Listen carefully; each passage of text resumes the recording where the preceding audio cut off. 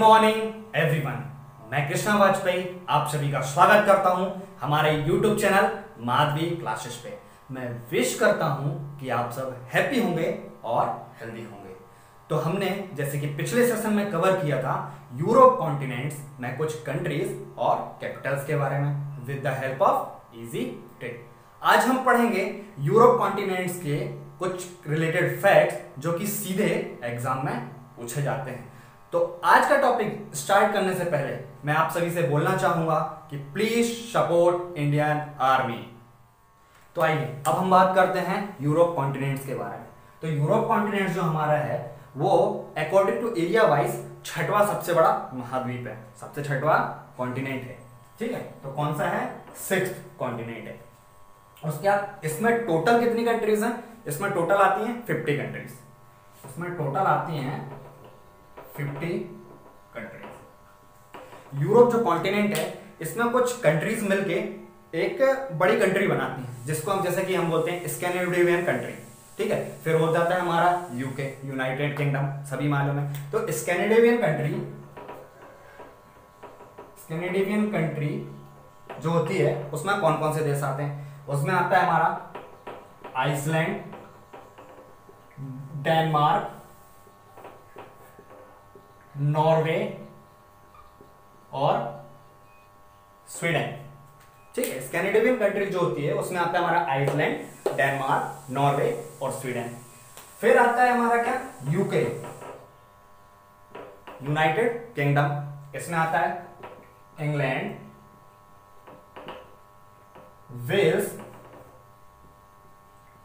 Scotland और North Ireland, जिसको हम उत्तरी आयरलैंड बोलते हैं। पहले हो गया Scandinavian country, Ireland, Denmark, Norway, Sweden. UK हो गया United Kingdom, England, Wales, Scotland, North Ireland. England के बारे में आपको मालूम है कि 2019 का जो वर्ल्ड कप हुआ था वो इंग्लैंड ने जीता था। फाइनल किसके साथ हुआ था? इंग्लैंड और न्यूजीलैंड के साथ। ठीक है,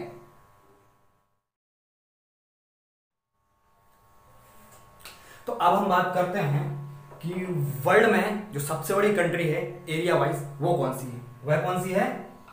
रशिया। ठीक है, रशिया कहां आता है?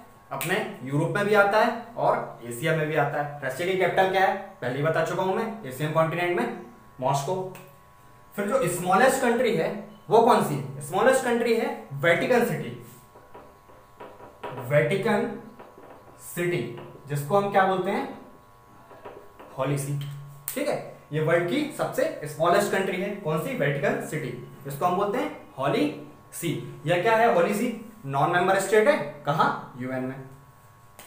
उसके बाद हम बात करते हैं कि यूरोप की जो लॉन्गेस्ट रिवर है वो कौन सी है? वोल्गा। वो है वोल्गा रिवर। ठीक है, उसके बाद बात करते हैं जो यूरोप में हाईएस्ट पीक है, सबसे ऊंची चोटी, वह कौन सा है? Mount Elbrus. वह कौन सा है? Mount Elbrus. हमने एशिया कॉन्टिनेंट में बात करा था, तो एशिया में कौन सी थी? हमारी माउंट एवरेस्ट। यूरोप में कौन सा है? Mount Elbrus. उसके बाद हम बात करते हैं कि यूरोप कॉन्टिनेंट में जर्मनी कंट्री है, वहां पर ब्लैक माउंटेन पाया जाता है। ठीक है, क्या होता है जिसको हम बोलते हैं काला पर्वत, ब्लैक माउंटेन। कहां पाया जाता है? जर्मनी में। जर्मनी की कैपिटल क्या है? बर्लिन। ओके, तो चलिए अब हम बात करते हैं कि इंग्लैंड में एक शहर है बर्मिंघम, वहां सबसे ज्यादा इंडस्ट्रियल एरिया है। कौन सा? औद्योगिक क्षेत्र। इसलिए हम उसको बोलते हैं ब्लैक स्टेट, मतलब काला प्रदेश। तो बर्मिंघम को हम बोलते हैं क्या? ब्लैक स्टेट, या बोल सकते हैं काला प्रदेश। ठीक है, उसके बाद हम बात करते हैं कि जो पेरिस है, पेरिस कहां की? फ्रांस की कैपिटल है। पेरिस है वो सीन नदी के किनारे स्थित है। पेरिस है वह लोकेटेड है कहां? सीन रिवर के पास लोकेटेड है। देन फ्रांस में वर्ल्ड का सबसे पहला सोलार हीट प्लांट स्टैब्लिश किया गया था। सोलार हीट प्लांट कहां? फ्रांस में। फ्रांस की कैपिटल अभी बता चुके हैं, पेरिस। सोलार हीट प्लांट क्या होता है? सौर ऊर्जा तंत्र। देन उसके बाद हम बात करते हैं कि यहां पर एक राइन नदी है। राइन नदी में सबसे ज्यादा कोयले का व्यापार होता है, इसलिए हम उसको बोलते हैं क्या? कोयला नदी, कोल रिवर। राइन नदी है, सबसे ज्यादा कोयले का व्यापार होने के कारण उसको बोला जाता है कोल रिवर। Okay, got it? तो चलिए अब हम बात करते हैं कि वर्ल्ड में सबसे ज्यादा अंगूर और जैतून का प्रोडक्शन कहां होता है? वह होता है इटली। अंगूर और जैतून का प्रोडक्शन होता है इटली में। ठीक है, इटली की कैपिटल क्या है? रोम। उसके बाद हम बात करते हैं कि नॉर्वे जो है, नॉर्वे को मध्य रात्रि के सूर्य का देश कहा जाता है। मध्य रात्रि मतलब मिडनाइट। ठीक है, मिडनाइट के सूर्य का देश का किसको कहा जाता है? नॉर्वे को। नॉर्वे की कैपिटल क्या है? ओस्लो। उसके बाद आता है जो यूरोप है, यूरोप है वो तीनों साइड से ओशियन से घिरा हुआ है, मतलब सराउंडेड है, इसलिए इसको क्या बोला जाता है? प्रायद्वीपों का महाद्वीप। यूरोप को बोला जाता है प्रायद्वीपों का महाद्वीप। ठीक है, अब यूरोप में यूक्रेन है।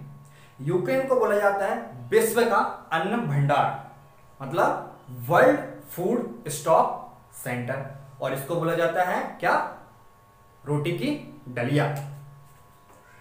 यूक्रेन इसको बोला जाता है विश्व का अन्न भंडार और रोटी की दलिया। इसको हम बोलते हैं वर्ल्ड फूड स्टॉक सेंटर। तो अब हम बात करते हैं सीमाओं को लेकर, कि जो दो देशों को अलग करती हैं। सीमाओं के बारे में बात करना बहुत ही जरूरी है, क्योंकि अभी इस समय हमारे देश में भी सीमाओं को लेकर बहुत ही तनाव का माहौल है। चाहे इंडिया चाइना की बॉर्डर हो, या फिर इंडिया नेपाल की बॉर्डर हो, या फिर इंडिया पाकिस्तान की बॉर्डर हो, तो हम वही सीमाओं को लेकर बात करते हैं। इंग्लिश चैनल जो है वह यूरोप और यूको को अलग करता है। किसको? यूरोप और यूके को। ठीक है, उसके बाद आता है मैगिनाट रेखा, मैगिनाट लाइन, जो कि जर्मनी और फ्रांस को अलग करती है। किसको? जर्मनी एंड फ्रांस को। ठीक है, आ गया समझ में? हाँ तो फ्रेंड्स, आज हमने यूरोप कॉन्टिनेंट पूरा कवर कर लिया है, चाहे कंट्रीज और कैपिटल्स की बात हो या फिर उससे रिलेटेड फैक्ट्स हो। तो फिर यदि आपको मेरी वीडियो अच्छी लगती है, यूजफुल लगती है, वैल्यूएबल लगती है, तो प्लीज लाइक करिए, सब्सक्राइब करिए और बेल आइकन को प्रेस करना ना भूलिए, जिससे प्रॉपर टाइम पे मेरी वीडियो आप तक पहुंचती रहे और आप कोई भी वीडियो मिस ना कर पाए। यदि आपको कोई डाउट है तो आप कमेंट सेक्शन में जरूर पूछें।